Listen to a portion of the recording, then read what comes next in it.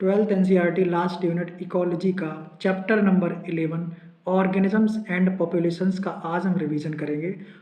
जो लोग भी मुझे पहली बार देख रहे हैं तो उन्हें बता दूं कि हम कर रहे हैं एनसीईआरटी सिंप्लीफाइड से रिवीजन, जो कि हिंदी और इंग्लिश भाषा में लिखी हुई है। तो इस वीडियो के बाद जाइए प्लेलिस्ट में और सारे लेक्चर्स को अच्छे से करिए और उससे तुम्हारा रिवीजन बहुत अच्छा हो जाएगा। स्पेशली उन स्टूडेंट्स के लिए बहुत ज़्यादा इम्पॉर्टेंट है जो लोग हिंदी मीडियम के बच्चे हैं या फिर वो बच्चे जिन्हें इंग्लिश मीडियम की एनसीईआरटी समझने में प्रॉब्लम होती है, तो उनके लिए एज ए बेस काम करेगा ये सिंप्लीफाइड एनसीईआरटी। तो चलिए ऑर्गेनिज्म एंड पॉपुलेशन स्टार्ट करते हैं। हमारा लिविंग वर्ल्ड फैसिनेटिंग, डाइवर्स और कॉम्प्लेक्स है। बायोलॉजिकल ऑर्गेनाइजेशन के विभिन्न लेवल्स के इन्वेस्टिगेशन द्वारा लिविंग वर्ल्ड की कॉम्प्लेक्सिटी को समझ सकते हैं।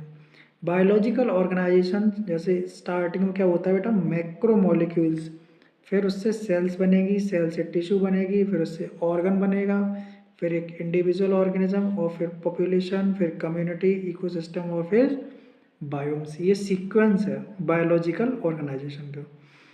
बायोलॉजिकल ऑर्गेनाइजेशन के किसी भी लेवल पर हमारे मन में दो क्वेश्चंस उठ सकते हैं।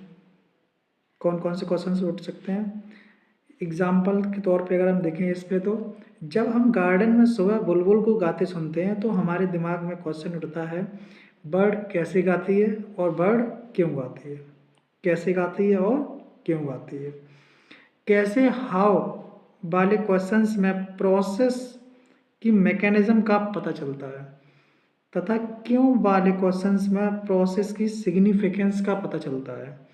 अगर बात करें बेटा पहले क्वेश्चंस की, तो इसका आंसर है बर्ड में वॉइस बॉक्स और वाइब्रेटिंग बोन का ऑपरेशन हो सकता है। और दूसरे क्वेश्चंस की बात करें तो ब्रीडिंग सीजन में बर्ड को अपने मेट से कम्युनिकेशन की आवश्यकता हो सकती है। रात को खिलने वाले फ्लावर्स वाइट होते हैं क्योंकि वाइट कलर लाइट का प्योर रिफ्लेक्टर होता है। इससे ये वाइट फ्लावर्स पॉलिनेटर्स द्वारा नाइट में आसानी से पहचाने जा सकते हैं, क्योंकि पॉलिनेटर के द्वारा आसानी से पहचाने जा सकें इसका, इसलिए इसके इनके कलर्स होते हैं वाइट कलर होता है। और वाइट क्यों होता है? क्योंकि वाइट कलर प्योर रिफ्लेक्टर होता है। ठीक है। नेक्टर वाले फ्लावर्स एक डिस्टिंक्ट इलेक्ट्रिक फील्ड प्रोड्यूस करते हैं जिससे बीज इन फ्लावर्स को पहचानती है। कैक्टस में कई थॉर्न्स पाए जाते हैं जिससे ट्रांसपिरेशन के द्वारा वाटर का लॉस कम हो जाता है। ठीक है। चिक्स अपनी मां को मेनली इम्प्रिंटिंग द्वारा पहचानते हैं। इकोलॉजी एमंग ऑर्गेनिजम्स या ऑर्गेनिजम्स तथा फिजिकल या एबायोटिक एनवायरनमेंट के बीच इंटरेक्शंस की स्टडी को इकोलॉजी कहते हैं। ये इसकी डेफिनेशन है। इकोलॉजी बायोलॉजिकल ऑर्गेनाइजेशन के चार लेवल से संबंधित होती है। Organism, population, communities and biomes. Organisms and it's environment. Organismic level पर इकोलॉजी इसेंशियली फिजियोलॉजिकल इकोलॉजी है जिसमें हम ये समझने की कोशिश करते हैं कि विभिन्न ऑर्गेनिज्म सर्वाइवल और रिप्रोडक्शन के लिए अपने एनवायरनमेंट के प्रति एडेप्ट कैसे हो जाते हैं। ठीक है, एडेप्ट कैसे हो जाते हैं। अर्थ को सूर्य के चारों ओर रोटेशन तथा इसकी एक्सिस का झुकाव एनुअल वेरिएशन का कारण है, जिसके फलस्वरूप डिस्टिंक्ट सीजन बनता है। ये वेरिएशंस और प्रेसिपिटेशंस मिलकर प्रमुख बायोम का निर्माण करते हैं, जैसे कि डेजर्ट, रेन फॉरेस्ट और टुंड्रा। प्रेसिपिटेशन में रेन और स्नो दोनों शामिल हैं। ये मीन एनुअल प्रेसिपिटेशन सेंटीमीटर और ये मीन एनुअल टेम्परेचर। इसमें क्या दिया हुआ है?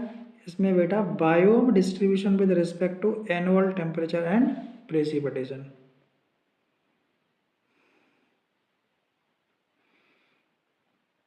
जैसे अगर बात करें एल्पाइन एंड टुंड्रा की, ठीक है, तो ये किस पे आएगा? -10 डिग्री सेल्सियस पे इसका टेम्परेचर होगा। और अगर बात करें डेजर्ट की तो 25 से 30 डिग्री टेम्परेचर बीच में होगा। ठीक है। प्रत्येक बायोम के अंदर हैबिटाट्स की वाइड वैरायटी के लिए रीजनल और लोकल वेरिएशन जिम्मेदार होता है। Major biomes of India: tropical rain forest, deciduous forest, desert और सी कोस्ट। अर्थ पर जीवन कुछ फेवरेबल कंडीशंस में ही नहीं बल्कि एक्सट्रीम और हार्श हैबिटाट्स कठोर में भी है। हार्श हैबिटाट जैसे कि scorching Rajasthan deserts, perpetually rain soaked Meghalaya forest, निरंतर वर्षा से भीगे मेघालय फॉरेस्ट, और डीप ओशन ट्रेंचेस, गहरी समुद्री खाइयाँ, टोरेंशियल स्ट्रीम्स, प्रचंड धाराएं, permafrost polar region, high mountain top, boiling thermal spring, stinging common pits, compost पिट्स।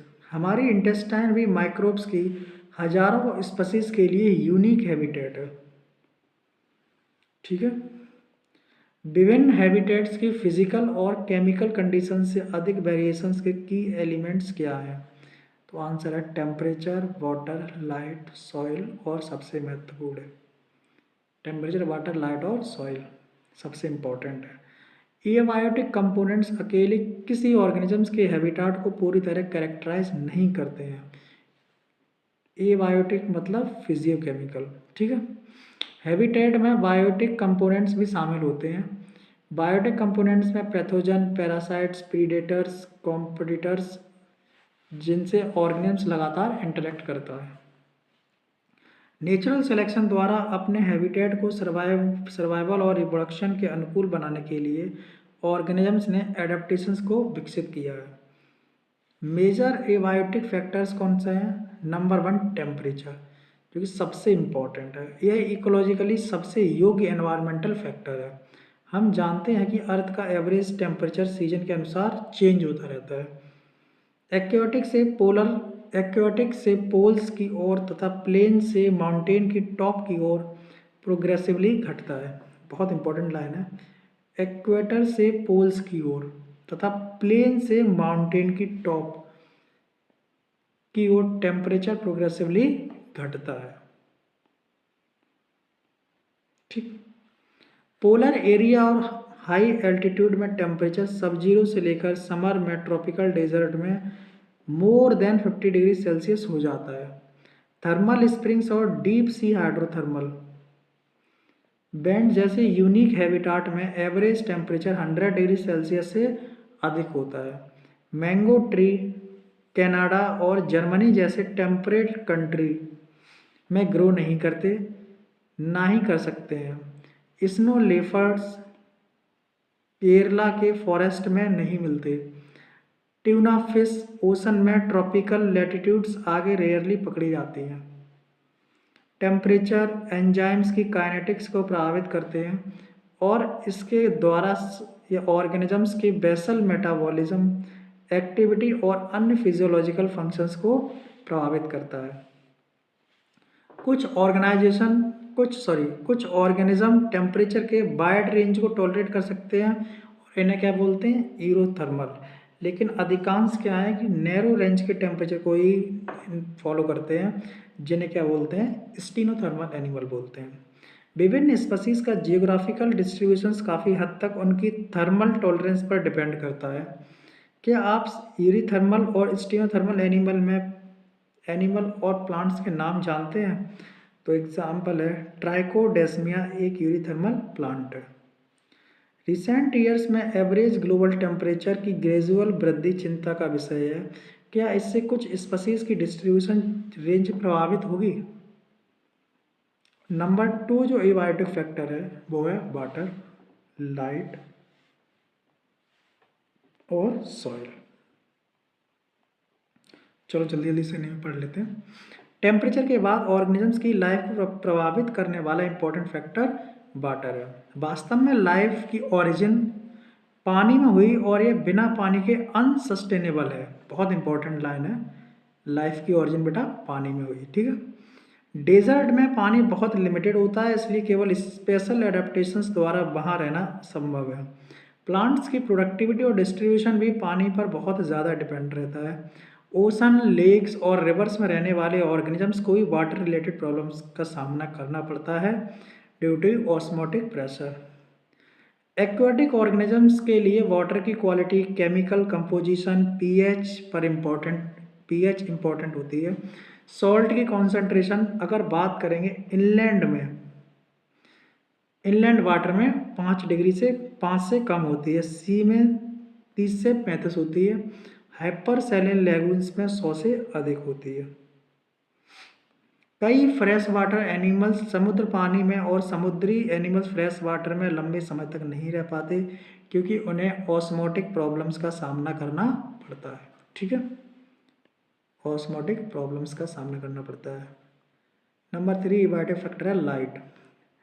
Photosynthesis के लिए लाइट इंपॉर्टेंट है। फॉरेस्ट में टॉल और कैनोपी वाले पेड़ों की छाया में लगातार रहने वाले छोटे पौधे, हर्ब्स और सर्ब्स कम प्रकाश में फोटोसिंथेसिस के लिए एडाप्ट हो जाते हैं। बहुत से पौधों में फ्लावरिंग के लिए निश्चित फोटो पीरियड की आवश्यकता होती है, इसलिए वे लाइट पर डिपेंड रहते हैं। एनिमल्स लाइट की इंटेंसिटी और ड्यूरेशन में वेरिएशंस को फॉरेजिंग, चारे की खोज, रिप्रोडक्टिव और माइग्रेटरी एक्टिविटीज़ में क्लूज की तरह यूज होते हैं। लाइट के वेरिएशंस डायurnal और सीजनल होती हैं। ठीक है, लैंड पर लाइट और टेम्परेचर में क्लोज लिंक होते हैं क्योंकि दोनों का सोर्स सन ही है। किसका? लैंड पर लाइट और टेम्परेचर आपस में क्लोज लिंक है। ओशंस की गहराई मोर देन 500 मीटर में एनवायरनमेंट निरंतर डार्क रहता है, अर्थात वहाँ सनलाइट नहीं पहुँचती है। तो वहाँ रहने वाले ऑर्गेनिजम्स की एनर्जी का सोर्स क्या है? आंसर है marine snow, whale falls, chemosynthesis, hydrothermal vents etcetera. Solar radiations की स्पेक्ट्रल क्वालिटी भी जीवन के लिए महत्वपूर्ण है। स्पेक्ट्रम का यूवी कंपोनेंट कई ऑर्गेनिजम्स के लिए हार्मफुल होता है। ओशन में भिन्न भिन्न गहराई में मिलने वाली मेरीन प्लांट्स के लिए विजिबल स्पेक्ट्रम के सभी कलर कंपोनेंट्स उपस्थित नहीं होते हैं। रेड, ग्रीन और ब्राउन एल्गी में से कौन से समुद्र के सबसे गहरे पानी में मिलेगी और क्यों? तो आंसर है रेड एल्गी। इसमें रेड पिगमेंट फाइक्रोएरिथ्रिन होता है। इसमें रेड पिगमेंट कौन सा होता है? रेड पिगमेंट फाइक्रोएरिथ्रिन होता है। ये एल्गी फोटोसिंथेसिस के लिए लाइट की केवल शॉर्ट वेवलेंथ का प्रयोग करते हैं, इसलिए रेड एल्गी गहराई में मिलेंगे। ठीक है, बात कर लेते हैं सॉइल की। विभिन्न स्थानों पर सॉइल का नेचर और प्रॉपर्टीज़ अलग अलग होती हैं। ये निम्न बातों पर डिपेंड रहती है, जैसे कि climate, weather processing, weather soil is transported और सेडिमेंट्री और डेवलपमेंट। सॉइल के परकोलेशन और वाटर होल्डिंग कैपेसिटी को डिटरमाइन करने के लिए कैरेक्टरिस्टिक निम्न हैं: सॉइल कंपोजिशन, ग्रेन साइज और एग्रीगेशन। इन कैरेक्टर्स के साथ पीएच, मिनरल कंपोजिशन और टोपोग्राफी जैसे पैरामीटर्स किस एरिया के लिए वेजिटेशन की काफ़ी सीमा तक डिटरमाइन करते हैं। कौन से? पीएच, मिनरल कंपोजिशन और टोपोग्राफी। इसके बाद यह सब मिलकर तय करते हैं कि उस एरिया में किस प्रकार के एनिमल्स को सपोर्ट किया जा सकता है। एक्वाटिक एनवायरनमेंट और सेडिमेंट कैरेक्टरिस्टिक्स पहले बेंथिक एनिमल्स के टाइप को डिटरमाइन करती हैं। Responses to abiotic factors. अनेक हैबिटाट्स की एबायोटिक कंडीशन समय के साथ बदल सकती है।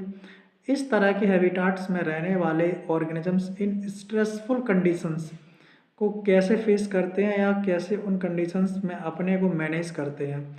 इस स्पीशीज में कांस्टेंट इंटरनल एनवायरनमेंट पाया जाता है। ये इंटरनल एनवायरनमेंट सभी बायोकेमिकल और फिजियोलॉजिकल रिएक्शंस को मैक्सिमम एफिशिएंसी से होने देता है और इस प्रकार स्पीशीज की ओवरऑल फिटनेस को बढ़ाता है। एग्जाम्पल, ये कॉन्स्टेंसी बॉडी के ऑप्टिमम टेम्परेचर और बॉडी फ्लूइड की ऑस्मोटिक कॉन्सेंट्रेशन के रूप में हो सकती है। ऑर्गेनिजम्स द्वारा इंटरनल एनवायरनमेंट की कॉन्स्टेंसी को मेंटेन करने के लिए प्रोसेस को होम्योस्टेसिस कहते हैं। ठीक है, होम्योस्टेसिस मतलब जो अपने टेम्परेचर को मेंटेन कर सकें, है ना, कम ज़्यादा ना करते हो, मेंटेन कर सकें एक टेम्परेचर। बाहरी एनवायरनमेंट कंडीशंस के बदलने के अतिरिक्त ऑर्गेनिजम्स अपनी होम्योस्टेसिस को बनाए रखता है। इस इम्पॉर्टेंट कॉन्सेप्ट को स्पष्ट करने के लिए एक एनालॉजी को देखते हैं। माना एक पर्सन 25 डिग्री सेल्सियस पर अपना बेस्ट परफॉर्म कर सकता है और जब बाहर स्कॉचिंग हॉट, झुलसाने वाला या फ्रीजिंग कोल्ड हो, तब वो अपना टेम्परेचर 25 डिग्री सेल्सियस बनाए रखना चाहता है। ये घर में कार और वर्क प्लेस में समर में एयर कंडीशनर और विंटर में हीटर लगा के किया जा सकता है। यहाँ पर्सन की होम्योस्टेसिस को फिजियोलॉजिकल साधनों के अलावा आर्टिफिशियल प्रोसेस द्वारा मेंटेन किया जाता है। दूसरे लिविंग ऑर्गेनिजम्स इन सिचुएशंस में कैसे रह सकते हैं? अब हम प्रीवियस पॉसिबिलिटीज़ को देखते हैं। एक्सटर्नल लेवल और इंटरनल लेवल, ऑर्गेनिज्म एक रिस्पॉन्स का फिगर है। कन्फर्मर्स, पार्शियल रेगुलेटर और रेगुलेटर। रेगुलेट की बात करें, कुछ ऑर्गेनिजम्स होमोस्टेसिस को फिजियोलॉजिकल, कभी कभी बिहेवियरल साधनों द्वारा मेंटेन करते हैं, जिससे बॉडी टेम्परेचर, ऑस्मोटिक कॉन्सेंट्रेशन आदि। इस प्रकार के रेगुलेशन थर्मो रेगुलेशन और ऑस्मो रेगुलेशन को बनाए रखने में निम्न स्पीशीज सक्षम हैं: all birds and mammals, very few lower vertebrate, some invertebrate. Evolutionary biologist का मानना है कि मैमल्स सफल हैं क्योंकि ये बॉडी के टेम्परेचर को कांस्टेंट रखते हैं, फिर चाहे वे अंटार्कटिका में रहें या सहारा डेजर्ट में।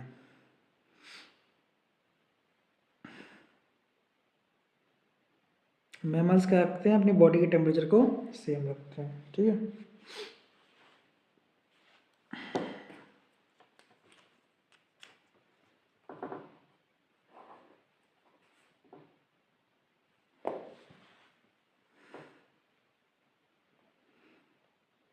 समर में बाहरी एनवायरनमेंट हमारे बॉडी टेम्परेचर से अधिक होता है, तब हम स्वेट के इवेपोरेशन से बॉडी और टेम्परेचर को मेंटेन करते हैं।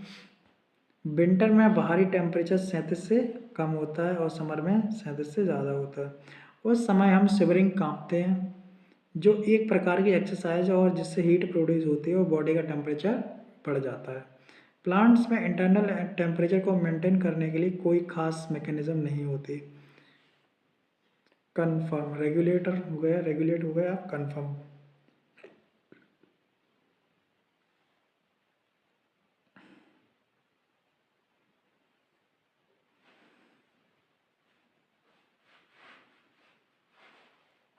लगभग 99% एनिमल्स और 99% एनिमल्स और लगभग सभी प्लांट्स कांस्टेंट इंटरनल एनवायरनमेंट को मेंटेन नहीं रख सकते।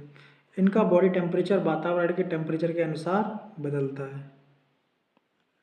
ठीक है, एक्वाटिक एनिमल्स में body fluid concentration, osmotic concentration, उसके सराउंडिंग में उपस्थित वाटर की ऑस्मोटिक कॉन्सेंट्रेशन के अनुसार बदलती रहती है।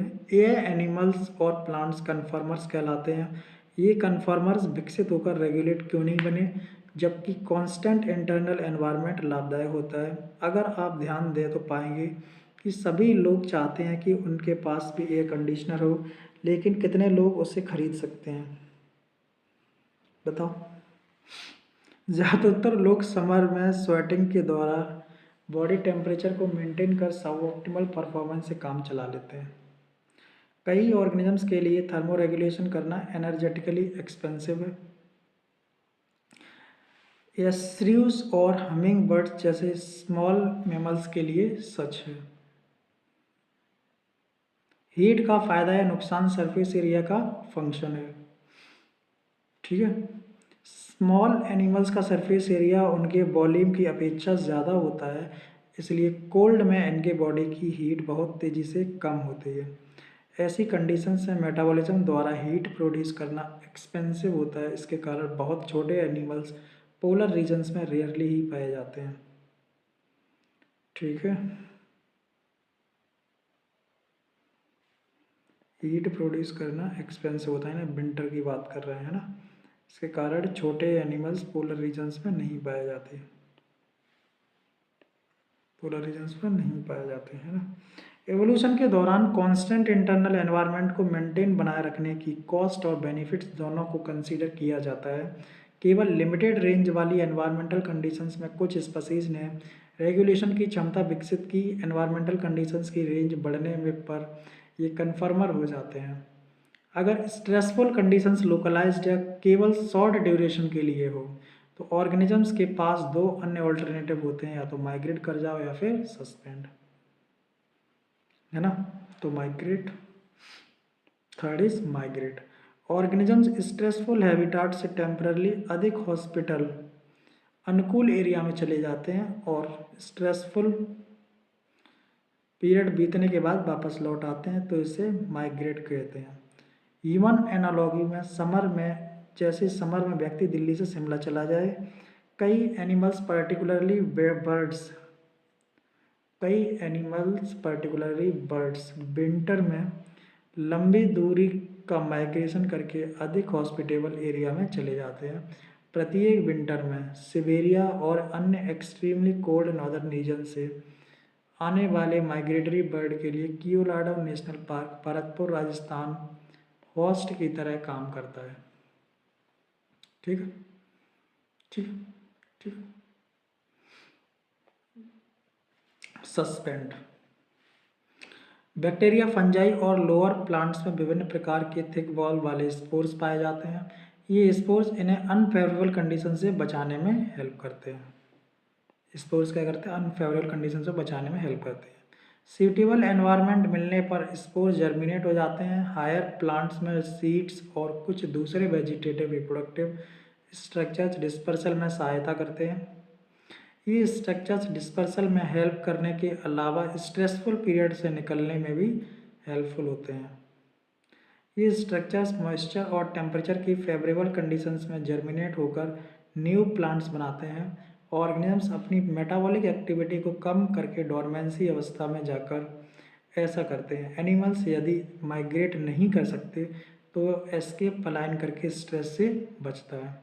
विंटर्स में अगर बात करें तो बियर्स हाइबरनेशन में जाना टाइम में एस्केप का एक एग्जांपल है। कुछ स्नेल्स,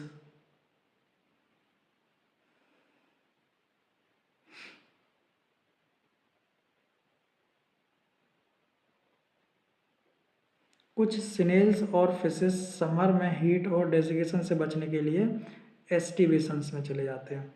अनफेवरेबल कंडीशंस में लेक्स और पॉन्ड के कई जू प्लांक्टन की स्पीसीज डायपॉस में चली जाती हैं। डायपॉस कहने का मतलब है अ stage of suspended development. Next topic is adaptations. Environment की एक्सट्रीम कंडीशंस को फेस करने के लिए कुछ ऑर्गेनिजम्स फिजियोलॉजिकल एडजस्टमेंट द्वारा रिस्पॉन्स करते हैं, जबकि दूसरे बिहेवियर द्वारा अर्थात टेम्परली कम स्ट्रेस वाले हैबिटाट में माइग्रेट कर जाते हैं। ये रिस्पॉन्सेज वास्तव में इनकी एडेप्टेशंस भी है। एडेप्टेशन ऑर्गेनिजम्स का मॉर्फोलॉजिकल, फिजियोलॉजिकल, बिहेवियरिकल गुण है जो उसे अपने हैबिटेट के सर्वाइव और रिप्रोड्यूस करने की योग्य बनाता है। कई एडेप्टेशंस लंबे समय के इवोल्यूशंस के बाद बने और जेनेटिकली फिक्स्ड हो गए। नॉर्थ अमेरिकन डेजर्ट्स में रहने वाले कंगारू रैट अपनी पानी की आवश्यकता को पूरी करने के लिए इंटरनल फैट के ऑक्सीडेशन करते हैं, जिससे क्या होता है, इंटरनल फैट के ऑक्सीडेशन में पानी बाय प्रोडक्ट है। कंगारू रैट में अपने यूरिन को कॉन्सेंट्रेट करने की क्षमता होती है, जिससे एक्सक्रीटरी प्रोडक्ट को निकालने में पानी का कम से कम यूज़ हो। अनेक डेजर्ट प्लांट्स की लीफ और अनेक डेजर्ट प्लांट की लीफ की सरफेस पर थिक क्यूटिकल पाई जाती हैं और उनके स्टोमेटा डीप पिट्स में अरेंज रहते हैं ताकि ट्रांसपीरेशन का लॉस कम हो, ट्रांसपीरेशन के द्वारा पानी का कम लॉस हो। इनमें एक स्पेशल टाइप का फोटोसिंथेटिक पाथवे यानी कि केम पाथवे होता है, जिसकी वजह से ये अपने स्टोमेटा बंद रख सकते हैं। कुछ डेजर्ट प्लांट जैसे ओपनसिया में लीफ स्पाइन में बदल जाते हैं और फोटोसिंथेसिस का कार्य फ्लैटेंड स्टेम द्वारा होता है। बात करें एलिन्स रूल्स की। एलिन्स रूल्स क्या है? कोल्डर क्लाइमेट के मैमल्स के ईयर और लिम्स सामान्यतः छोटे होते हैं ताकि हीट लॉस कम हो जाए। इसे क्या बोलेंगे? एलिन्स रूल्स कहते हैं। पोलर सी में एक्वाटिक मैमल्स जैसे सील्स की स्किन नीचे फैट ब्लबर की थिक लेयर होती है। ठीक है, ब्लबर एक इंसुलेटर का काम करती है। इसमें बॉडी द्वारा हीट लॉस कम होता है। कुछ ऑर्गेनिजम्स में एडेप्टेशंस फिजियोलॉजिकल होता है। कुछ ऑर्गेनिजम्स में एडेप्टेशंस फिजियोलॉजिकल होता है जिसकी वजह से स्ट्रेसफुल सिचुएशंस के प्रति क्विक रिस्पॉन्स करते हैं। हाई एल्टीट्यूड यानी कि 3500 metre Rohtang pass near Manali and Mansarovar in China occupied Tibet. Altitude sickness, high altitude पर जाने पर एल्टीट्यूड सिकनेस महसूस होती है। Nausea, fatigue, heart palpitation altitude sickness के सिम्टम्स हैं। हाई एल्टीट्यूड में एटमॉस्फेरिक प्रेशर कम होता है,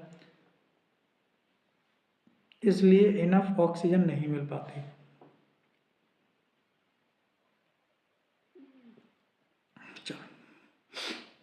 हाई एल्टीट्यूड में रहने पर शरीर धीरे धीरे एक्लीमेटाइज हो जाता है और एल्टीट्यूड सिकनेस महसूस नहीं होती है। वहाँ जहाँ रह जाओ वहाँ का फिर उस तरह से अडाप्ट हो जाते हैं, फिर है ना, फिर एल्टीट्यूड सिकनेस महसूस नहीं होते। आपकी बॉडी ने इस प्रॉब्लम को कैसे सॉल्व किया? ऑक्सीजन की अवेलेबिलिटी कम होने पर शरीर इसको कंपनसेट करता है by increasing RBC production, decrease binding affinity of haemoglobin और इंक्रीज ब्रीदिंग रेट। ज़्यादातर एनिमल्स में मेटाबॉलिक रिएक्शंस और सभी physiological functions narrow temperature range में अच्छी होती हैं। ह्यूमंस में 37 डिग्री सेल्सियस। हॉट स्प्रिंग्स और गहरे समुद्र के हाइड्रोथर्मल वेंट टेम्परेचर जहां मोर देन 100 डिग्री सेल्सियस में होता है में रहने वाले माइक्रोब्स आर्की बैक्टीरिया कैसे फलते फूलते हैं? अंटार्कटिका वाटर टेम्परेचर क्या होता है? बिलो ज़ीरो में रहने वाली फिशेस अपने फ्लूइड को फ्रीज होने से कैसे बचाती हैं? मैरीन इनवर्टिब्रेट्स और फिशेस की कई वेराइटीज़ गहरे समुद्र में रहती हैं जहाँ का प्रेशर नॉर्मल एटमॉस्फेरिक प्रेशर से 100 गुना ज़्यादा होता है। ठीक है, फिशेस ऐसे क्रशिंग प्रेशर में कैसे रहती हैं और क्या उनमें कोई स्पेशल मैकेनिज्म होती है? ऐसे एक्सट्रीम कंडीशंस में रहने वाले ऑर्गेनिजम्स बायोकेमिकल एडाप्टेशन का एक फैसिनेटिंग एरे प्रदर्शित करते हैं। कुछ ऑर्गेनिजम्स एनवायरमेंटल चेंज का सामना करने के लिए बिहेवियरल रिस्पॉन्स दिखाते हैं। मैमल्स में हाई टेम्परेचर से बचने के लिए फिजियोलॉजिकल एबिलिटी होती है, जबकि डेजर्ट लिजार्ड में ये एबिलिटी नहीं होती। लिजार्ड बिहेवियर रिस्पॉन्स के द्वारा अपने बॉडी टेम्परेचर को कांस्टेंट बनाए रखती है। लिजार्ड का बॉडी टेम्परेचर कंफर्ट जोन से नीचे आने पर सन से हीट एब्जॉर्ब करती है। एम्बिएंट टेम्परेचर बढ़ने पर लिजार्ड छाया में चली जाती है। कुछ स्पीसीज में एवब ग्राउंड हीट से बचने के लिए सॉइल में बोरो बनाने की क्षमता होती है। ठीक है, बिल बनाने की। The next topic is population.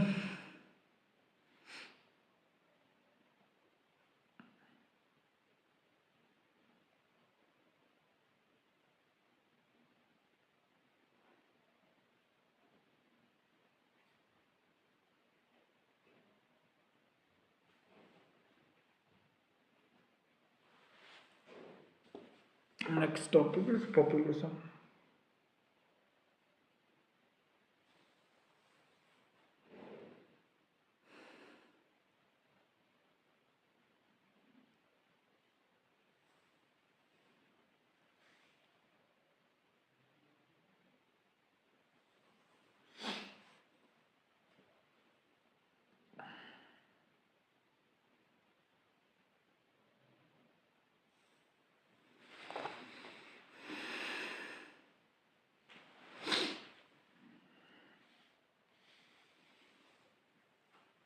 Next topic is population. Nature में किसी भी स्पीसीज के सिंगल इंडिविजुअल्स का मिल पाना रेयर होता है। इंडिविजुअल ज़्यादातर ग्रुप में रहते हैं। ठीक है, वेल डिफाइंड ज्योग्राफिकल एरिया में रहने वाले इंडिविजुअल्स के ग्रुप स्पीसीज नेम को पॉपुलेशन कहते हैं। पॉपुलेशन के मेंबर्स सिमिलर रिसोर्सेज को शेयर या कॉम्पिटिट करते हैं। मेंबर्स आपस में इंटरब्रीड करते हैं, यद्यपि इंटरब्रीडिंग में सेक्सुअल रिप्रोडक्शन शामिल है। इस सेक्सुअल रिप्रोडक्शन से बनने वाले इंडिविजुअल्स के ग्रुप को भी पॉपुलेशन मान लिया जाता है इकोलॉजिकल स्टडीज़ के लिए। पॉपुलेशंस के जो एग्जांपल्स हैं, वेटलैंड के सभी cormorants, rates in an abundant dwelling, त्याग दिए गए आवास, जो चूहे होते हैं बिल बना लेते हैं उसके, फॉरेस्ट ट्रैक्ट में टीक वुड के पेड़, कल्चर प्लेट के बैक्टीरिया, पॉन्ड में लोटस प्लांट। नेचुरल सिलेक्शन द्वारा डिजायर्ड ट्रेड्स को विकसित करने का कार्य पॉपुलेशन लेवल पर होता है। पॉपुलेशन इकोलॉजी का एक इम्पॉर्टेंट पार्ट है। पॉपुलेशन इकोलॉजी को पॉपुलेशन जेनेटिक्स और एवोल्यूशन से जोड़ती है। पॉपुलेशन में कुछ ऐसे गुण होते हैं जो इंडिविजुअल ऑर्गेनिजम्स में नहीं होते। पॉपुलेशन में कुछ ऐसे गुण होते हैं जो इंडिविजुअल ऑर्गेनिजम्स में नहीं होते। ठीक है। एक इंडिविजुअल में बर्थ तथा डेथ हो सकता है, लेकिन पॉपुलेशन में बर्थ रेट और डेथ रेट होती है। एक इंडिविजुअल में बर्थ तथा डेथ हो सकता है, लेकिन पॉपुलेशन में बर्थ रेट और डेथ रेट होती है। ठीक है। पॉपुलेशन में इन रेट्स को पर कैपिटा बर्थ और डेथ्स कहते हैं। पर कैपिटा रेट पॉपुलेशन में इन रेट्स को पर कैपिटा बर्थ और डेथ्स कहते हैं। इस रेट के पॉपुलेशन के सदस्यों की संख्या में चेंज, इंक्रीज या डिक्रीज के रूप में एक्सप्रेस किया जाता है। एग्जाम्पल के तौर पे अगर बात करेंगे, अगर किसी पॉन्ड में लास्ट ईयर 20 प्लांट थे, ठीक है, और रिप्रोडक्शन के द्वारा 8 न्यू प्लांट्स और बन जाते हैं, जिससे करंट पॉपुलेशन कितनी हो जाती है 28। तो कैलकुलेट बर्थ, तो भैया 8 और बढ़ गए डिवाइड बाय 28। ठीक है। तो कितना हुआ 0.4 ऑफ स्प्रिंग पर लोटस ईयर। उसी तरह लेबोरेटरी में फ्रूट फ्लाइज की पॉपुलेशन 40 है, माना इसमें 4 इंडिविजुअल्स 1 वीक में मर जाते हैं। कैलकुलेट करो तो 4 मर गए, तो कितना हुआ 0.1 इंडिविजुअल्स पर फ्रूट फ्लाई पर वीक। ठीक है। पॉपुलेशन का दूसरा गुण सेक्स रेशियो है। इंडिविजुअल्स या तो मेल होते हैं या फीमेल, लेकिन पॉपुलेशन में सेक्स रेशियो होता है। इंडिविजुअल या तो मेल होते हैं या फीमेल होते हैं, लेकिन पॉपुलेशन में क्या होता है, सेक्स रेशियो होता है। पॉपुलेशन में 60% फीमेल और 40% मेल है। दिए गए समय में डिफरेंट एज और इंडिविजुअल्स मिलकर पॉपुलेशन बनाते हैं। एज पिरामिड पॉपुलेशन के लिए एज डिस्ट्रीब्यूशन को प्लॉट करने के फलस्वरूप बनने वाले स्ट्रक्चर्स को एज पिरामिड कहते हैं। ठीक है। ह्यूमन पॉपुलेशन में एज पिरामिड मेल और फीमेल के एज डिस्ट्रीब्यूशन का कंबाइंड डायग्राम दर्शाते हैं। पिरामिड्स की शेप पॉपुलेशन की ग्रोथ स्टेटस को रिफ्लेक्ट करता है। ग्रोथ, ग्रोइंग, स्टेबल और decline. Representation of age pyramid for human beings, ये एक्सपेंडिंग, ये स्टेबल और ये डिक्लाइनिंग। सबसे नीचे प्री रिप्रोडक्टिव और फिर पोस्ट रिप्रोडक्टिव। पॉपुलेशन के साइज से हैबिटाट के स्टेटस के बारे में जानकारी मिलती है। पॉपुलेशन में इकोलॉजिकल प्रोसेस के इन्वेस्टिगेशन का एवोल्यूशन पॉपुलेशन के साइज में बदलाव के रूप है। इन्वेस्टिगेटिंग इकोलॉजिकल प्रोसेस, दूसरे स्पीशीज से कंपटीशन का परिणाम, इम्पैक्ट ऑफ ए प्रीडेटर और effect of A pesticide application. Nature में पॉपुलेशन का size less than 10, Bharatpur wetland के वर्ष में सिवेरियन की संख्या भी हो सकती है। पॉपुलेशन के साइज में ये नंबर मिलियंस तक हो सकते हैं। एक पॉन्ड में क्लेमाइडोमोनास। पॉपुलेशन साइज को टेक्निकली पॉपुलेशन डेंसिटी कहते हैं। ठीक है। यह आवश्यक नहीं है कि केवल नंबर में मेज़र हो, यद्यपि टोटल नंबर पॉपुलेशन डेंसिटी को मेज़र करने के लिए अप्रोप्रिएट है। फिर भी कुछ केसेस में क्या होगा कि यह मीनिंगलेस है, क्योंकि डिटरमाइन करना बहुत कठिन है। यदि किसी एरिया में 200 पार्थेनियम प्लांट है, ठीक है, और एक अकेला लार्ज कैनोपी वाला बनियान ट्री है, यह कहना है कि पार्थेनियम के सापेक्ष में बनियान की पॉपुलेशन डेंसिटी कम है, तो उस कम्युनिटी में बनियान की महत्वपूर्ण रोल को अंडर एस्टिमेट करने के बराबर है। ऐसे केस में पॉपुलेशन साइज को मेजर करने के लिए परसेंट या बायोमास अधिक इम्पॉर्टेंट है। अगर पॉपुलेशन ज़्यादा है और काउंटिंग करना असंभव है या टाइम कंज्यूमिंग है, तो टोटल नंबर को मेजर करने के लिए अडॉप्ट करना आसान नहीं होगा।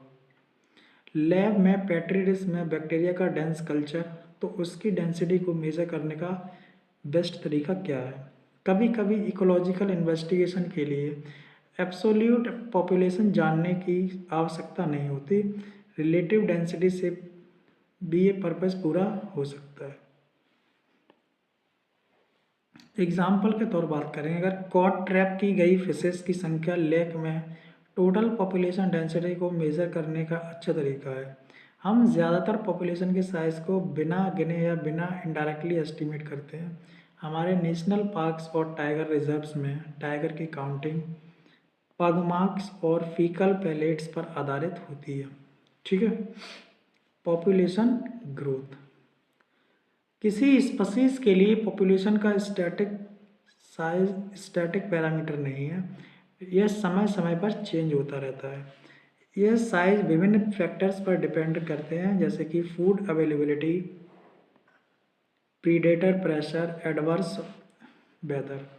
वास्तव में पॉपुलेशन डेंसिटी में होने वाले चेंज हमें पॉपुलेशन की हैपनिंग डेंसिटी का बढ़ना या घटना की कुछ जानकारी देते हैं, जैसे कि नेटेलिटी और इमिग्रेशन पॉपुलेशन डेंसिटी को बढ़ाते हैं, ठीक है। मोर्टेलिटी और एमिग्रेशन पॉपुलेशन डेंसिटी को कम करते हैं। नेटेलिटी कहने का मतलब है गिवन पीरियड में पॉपुलेशन में जन्म लेने वालों की संख्या जो इनिशियल डेंसिटी में जुड़ती है, और मोर्टेलिटी का मतलब है गिवन पीरियड में मरने वालों की संख्या।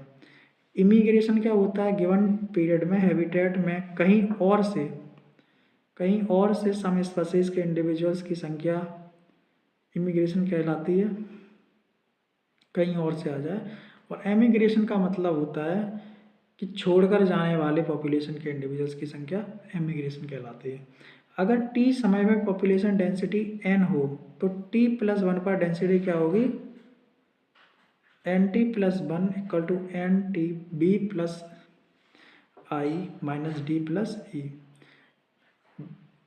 जनरल कंडीशंस में पॉपुलेशन डेंसिटी को अफेक्ट करने वाले फैक्टर्स में बर्थ और डेथ सबसे ज़्यादा इम्पोर्टेंट है। पॉपुलेशन डेंसिटी को अफेक्ट करने के लिए सबसे इम्पोर्टेंट क्या है? बर्थ और डेथ।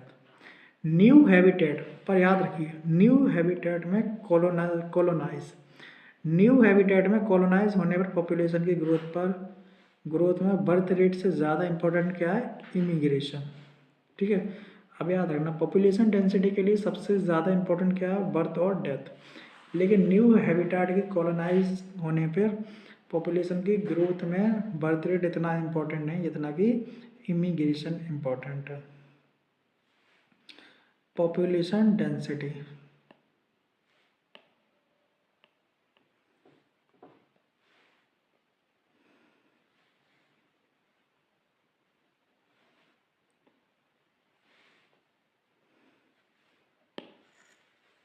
नेटलिटी यानी कि पैदा हो रहा है प्लस, मोर्टेलिटी मर रहा है माइनस, इमिग्रेशन आ रहे हैं प्लस और एमिग्रेशन जा रहे हैं माइनस, ठीक है।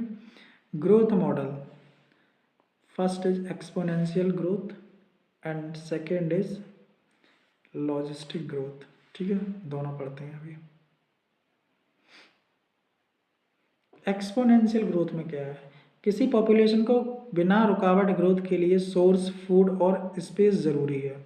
अनलिमिटेड रिसोर्सेज होने पर प्रत्येक स्पीशीज के पास अनलिमिटेड रिसोर्सेज, अनलिमिटेड रिसोर्सेज होने पर प्रत्येक स्पीसीज के पास अपनी संख्या को बढ़ाने के इनेट पोटेंशियल को रियलाइज करने की क्षमता होती है, जैसे कि डार्विन ने नेचुरल सिलेक्शन की थ्योरी में बताया था। इन कंडीशंस में पॉपुलेशन की ग्रोथ एक्सपोनेंशियल या ज्योमेट्रिक फैशन में होती है। ठीक है, अगर पॉपुलेशन साइज n है, बर्थ रेट b है, डेथ रेट d है, तो यूनिट टाइम में t और n का बढ़ना या घटना, ये इक्वेशन दी गई है। यहाँ आर नेचुरल इंक्रीज का इंट्रिंसिक फैक्टर है। आर पॉपुलेशन ग्रोथ पर किसी भी बायोटिक या एबायोटिक फैक्टर को प्रभाव को निर्धारित करने का महत्वपूर्ण पैरामीटर है। कुछ आर वैल्यू के मैग्नीट्यूड हैं। नॉर्वे रेट के लिए आर वैल्यू कितनी होगी? 0.015। फ्लोर बीटल के लिए 0.12। 1981 में इंडिया के पॉपुलेशन के लिए कितनी होगी? 0.0205। आर की वैल्यू को कैलकुलेट करने के लिए बर्थ रेट्स का पता होना ज़रूरी है। एक्सपोनेंशियल और ज्योमेट्रिक ग्रोथ इक्वेशन क्या है? -dn upon dt equal to Rn। Exponential growth equation का इंटीग्रल फॉर्म क्या है? nt equal to n naught e की power rt। nt equal to t time के बाद population density, n naught time 0 पर population density, r natural increase के intrinsic rate और e natural logarithm का बेस 2.711828। n का टाइम में plot करने n को टाइम के रिलेशन में प्लॉट करते हैं तो जे शेप्ड कर्व मिलता है। एक्सपोनेंशियल फॉर्म में ग्रोथ से पॉपुलेशन तेजी से बढ़ती है और इसके बारे में एक कहानी बहुत पॉपुलर है। पहले ये देख लो, है ना, फिगर कर्व देख लो, उसके बाद एक बहुत इम्पोर्टेंट और इंटरेस्टिंग कहानी है। मैंने सुबह इसे देखा था। इसका जो लिखा है 64वें नंबर पे 18 डिजिट की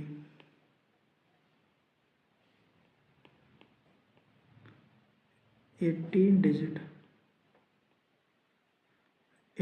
डिजिट आया था आंसर जो था। अभी कहोगे क्या है सर, तो अभी बताते हैं। किंग और मिनिस्टर चेस गेम खेलने बैठे। कॉन्फिडेंट किंग मिनिस्टर द्वारा दी गई किसी भी प्रपोजल को स्वीकार करने के लिए तैयार था।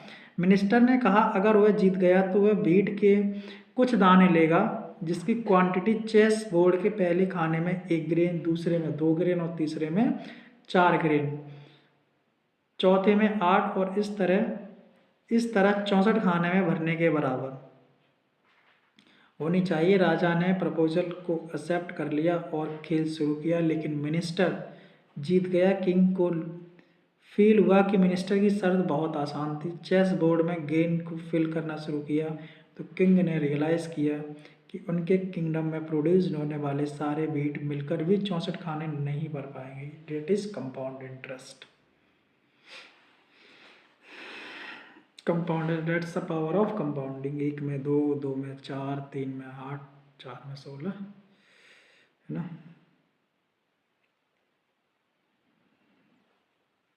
इमेजिन करो कि 64 डेज में इसका पॉपुलेशन साइज क्या होगा जब फूड और स्पेस अनलिमिटेड हो। Second is logistic growth. अब इसमें जो बार बार बात कर रहे थे वो अनलिमिटेड ग्रोथ की बात कर रहे थे। अच्छा, इसमें क्या है, चलो देखते हैं। नेचर में किसी भी पॉपुलेशन के पास अनलिमिटेड रिसोर्सेज नहीं होते हैं, अनलिमिटेड रिसोर्सेज नहीं होते हैं जिससे एक्सपोनेंशियल ग्रोथ होती रहे। लिमिटेड रिसोर्सेज होते हैं। ठीक है, अगर लिमिटेड रिसोर्सेज की बात करें तो लॉजिस्टिक समझ जाना, अनलिमिटेड की तो एक्सपोनेंशियल या ज्योमेट्रिक। इंडिविजुअल के बीच कंपटीशन होता है, अंत में फिट इंडिविजुअल जीवित रहते हैं और रिप्रोडक्शन करते हैं। नेचर में हैबिटाट के पास मैक्सिमम पॉसिबल नंबर को सपोर्ट करने के लिए इनफ रिसोर्सेज होते हैं, इसके आगे ग्रोथ पॉसिबल नहीं होती। उन स्पीशीज के लिए इस लिमिट को नेचर की कैरिंग कैपेसिटीज कहा जाता है। किसी हैबिटाट में लिमिटेड रिसोर्सेज में ग्रोथ कर रही पॉपुलेशन शुरुआती में लेक फेज, उसके बाद एक्सीलरेशन फेज और डी एक्सीलरेशन तथा अंत में जब पॉपुलेशन डेंसिटी कैरिंग कैपेसिटी तक पहुंचती है तब एसिम्प्टोट यानी कि अनंत स्पर्शी फेज आती है। टाइम टी के रिलेशन में एन का प्लॉट सिग्मॉइड कर्व प्राप्त होगा। एक्सपोनेंशियल में जी शेप्ड मिल रहा था, यहाँ क्या होगा, सिग्मॉइड कर्व होगा। ठीक है, इस तरह की पॉपुलेशन ग्रोथ के क्या बोलेंगे, बरहोल्स पियर लॉजिस्टिक ग्रोथ कहते हैं। इक्वेशन है D N by D T equal to R N K minus N upon K, N equal to T पर population density, R equal to natural increase के इंट्रिंसिक रेट और K equal to carrying capacity. Most mammals की population में growth के लिए resources finite सीमित होते हैं, इसलिए लॉजिस्टिक ग्रोथ मॉडल्स को ज़्यादा रियलिस्टिक माना जाता है। गवर्नमेंट सेंसस से इंडिया की लास्ट 100 साल के पॉपुलेशन डेटा को कलेक्ट कर उन्हें प्लॉट किए और चेक करो कि इसमें कौन सा ग्रोथ पैटर्न है। Life history variation.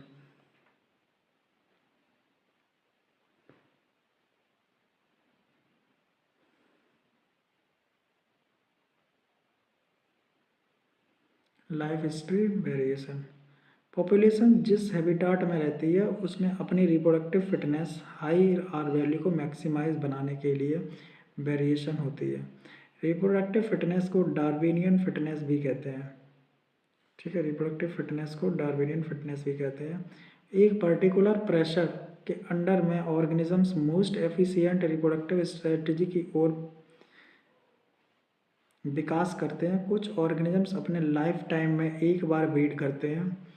एग्जाम्पल के तौर पर पैसिफिक सैल्मन फिश, बेम्बू, जबकि अदर अपने लाइफ टाइम में कई बार ब्रीड करते हैं, जैसे कि मोस्ट बर्ड्स और मैमल्स। कुछ ऑर्गेनिजम्स अधिक संख्या में स्मॉल साइज के ऑफस्प्रिंग प्रोड्यूस करते हैं, that is oysters, pelagic fishes, जबकि अदर ऑर्गेनिजम्स कम संख्या में लार्ज ऑफस्प्रिंग प्रोड्यूस करते हैं, जैसे कि बर्ड्स और मैमल्स। इसलिए फिटनेस को मैक्सिमाइज करने में कौन डिज़ायरेबल है। इकोलॉजिस्ट ने सजेस्ट किया कि ऑर्गेनिजम्स की लाइफ हिस्ट्री ट्रेट्स उसके एबायोटिक और बायोटिक फैक्टर्स द्वारा लगाए गए प्रतिबद्ध कंस्ट्रेंट के रिलेशंस में विकसित होते हैं। इकोलॉजिस्ट द्वारा कंडक्ट की जा रही रिसर्च में इम्पॉर्टेंट एरिया विभिन्न स्पीसीज में लाइफ हिस्ट्री ट्रेट का एवोल्यूशन है। पॉपुलेशन इंटरेक्शंस, नेचर में ऐसा कोई हैबिटेट नहीं है जहां केवल सिंगल स्पीसीज हो। ठीक है, बहुत इंपॉर्टेंट लाइन है। नेचर में ऐसा कोई हैबिटेट नहीं है जहां सिंगल स्पीसीज हो। किसी स्पीसीज की मिनिमम रिक्वायरमेंट एक और स्पीसीज होती है जिसे वह फूड के रूप में ले सके। अपना फूड बना लेने वाली प्लांट स्पीसीज भी अकेले सर्वाइव नहीं कर सकती, इन्हें भी सॉइल माइक्रोब्स की ज़रूरत होती है। सॉइल माइक्रोब्स सॉइल के ऑर्गेनिक मैटर का ब्रेकडाउन कर देते हैं और इनऑर्गेनिक न्यूट्रिएंट्स को एब्जॉर्प्शन के लिए रिटर्न कर देते हैं। बिना एनिमल एजेंट्स को प्लांट पॉलिनेशन को कैसे मैनेज करेंगे। बिना एनिमल एजेंट्स को प्लांट्स पॉलिनेशन को कैसे मैनेज करेंगे। नेचर में एनिमल्स, प्लांट्स और माइक्रोब्स ना तो आइसोलेट रह सकते हैं और ना ही रहते हैं, बल्कि बायोलॉजिकल कम्युनिटी बनाने के लिए विभिन्न तरीकों से इंटरेक्ट करते हैं। मिनिमल कम्युनिटीज़ में कई इंटरैक्टिव लिंकेजेस होते हैं, हालांकि सभी लिंकेज आसानी से दिखाई नहीं देते। इंटरस्पेसिफिक इंटरेक्शन डिफरेंट स्पीसीज की पॉपुलेशन के बीच पाया जाता है। ये इंटरेक्शंस एक या दोनों स्पीसीज के लिए बेनिफिशियल, डेट्रीमेंटल या न्यूट्रल हो सकते हैं। बेनिफिशियल इंटरेक्शन के लिए प्लस साइन का यूज, डेट्रीमेंटल के लिए माइनस और जीरो नेगेटिव साइन न्यूट्रल के लिए होता है। प्रीडेशन, पैरासाइटिज्म, कॉमेंसलिज्म में एक कॉमन कैरेक्टरिस्टिक है। इंटरेक्टिंग स्पीसीज क्लोजली रहती है। ठीक है, ये पॉपुलेशन इंटरेक्शन की टेबल है। अगर प्लस प्लस होगा तो क्या हुआ, म्यूचुअलिज्म। माइनस माइनस होगा तो कंपटीशन। प्लस माइनस होगा तो प्रीडेशन। प्लस माइनस तो पैरासाइटिज्म। प्लस ज़ीरो कॉमेंसलिज्म और माइनस ज़ीरो एमेंसलिज्म। अब एक तुम लोगों के लिए होमवर्क है, वीडियो काफ़ी लंबी हो जाएगी, तुम लोग स्क्रीनशॉट ले लो। हम ये पांचों mutualism, competition, predation, parasitism, commensalism, amensalism, इसको वीडियो को यहीं हम समाप्त करने वाले हैं।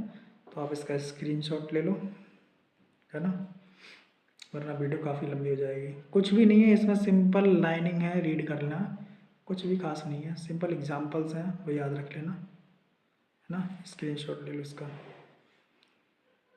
ठीक है।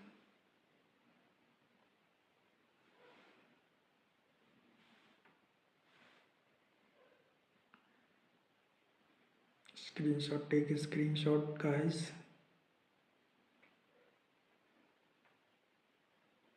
हो गया।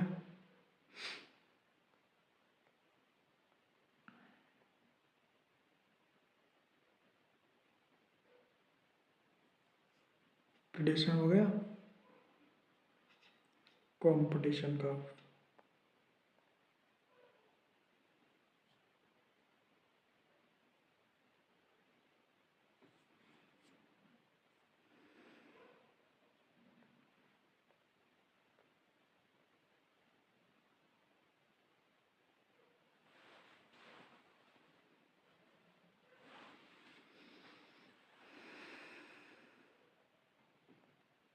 पैरासाइटिस,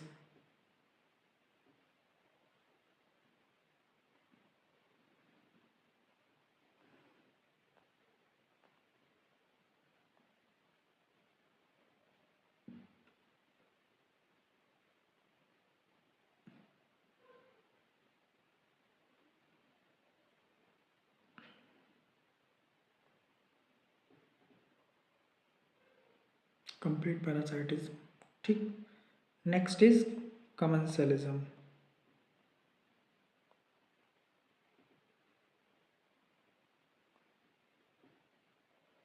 कमेंसलिज्म छोटा सा एक पैराग्राफ है। And last is mutualism, last is mutualism,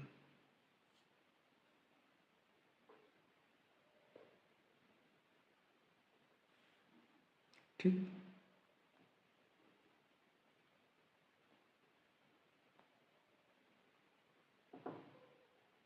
complete, complete, ठीक। अच्छा, ये बहुत इंपॉर्टेंट एक लाइन है, यहाँ आप देख सकते हैं कि को एवोल्यूशन कैसे होता है, ठीक है। एवोल्यूशन के दौरान किसी भी कारण से अगर फीमेल बी के कलर पैटर्न में थोड़ा सा भी चेंज आया तो पॉलिनेशन की सक्सेस कम हो जाती है तथा ऑर्किड्स के फ्लावर्स अपनी पीटल को फीमेल बी के जैसा बनाए रखते हैं। प्लांट है जो कि कीड़ों को बेवकूफ़ बनाता है ना। अगर फीमेल का पैटर्न, कलर पैटर्न अगर चेंज हो गए तो ये तो ख़त्म है ऑर्किड भैया, ठीक है। ठीक, तो हमने ऑर्गेनिज्म एंड पॉपुलेशन कंप्लीट कर लिया है। नेक्स्ट चैप्टर हमारा होगा इकोसिस्टम, ठीक है। इकोसिस्टम कराने के बाद हमारा नेक्स्ट चैप्टर होगा बायोडाइवर्सिटी, और हमारी ये 12th की एनसीईआरटी जो कि हम सिंप्लीफाइड एनसीईआरटी से कंप्लीट कर रहे थे वो हो जाएगी फिनिश। उसके बाद हम स्टार्ट करेंगे अपनी एमटीजी फिंगर टिप्स के एमसीक्यू प्रैक्टिस सीरीज़, ठीक। ठीक है।